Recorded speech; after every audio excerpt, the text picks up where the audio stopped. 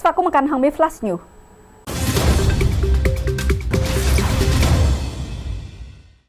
ក្រុមជំនាញចុះបោះបង្គោលព្រំដីតាមបណ្ដោយព្រែកជីកហ្វូណនដែលជោក្នុងភូមិសាស្ត្រខេត្តកណ្ដាលបើតាមរយៈក្រសួងសាធារណការបានឲ្យដឹងថាគិតត្រឹមថ្ងៃទី24ខែឧសភាក្រុមការងារចុះពិនិត្យទីតាំងប្រមូលទិន្នន័យផ្ទៀងផ្ទាត់និយមកម្មនិងបោះបង្គោលព្រំដីតាមបណ្ដោយព្រែកជីកហ្វូណនដែលជោបានបញ្ចប់ការងារសម្រាប់កំណាត់ទី2ក្នុងភូមិសាស្ត្រខេត្តកណ្ដាលទាំងស្រុងកិច្ចការខាងលើនេះត្រូវបានចាប់ផ្ដើមនៅថ្ងៃទី17ខែឧសភាឆ្នាំ2025ដោយបន្តពីកំណាត់ទី1ពីភូមិសាស្ត្រព្រែកពោស្របតាមបណ្ដោយទន្លេបាសាក់ឆ្ពោះទៅព្រែកតាហ៊ីង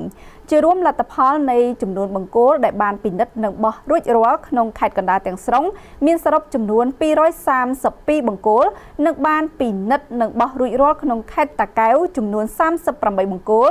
ការបោះបង្គោលនៅខេត្តតាកែវគឺធ្វើឡើង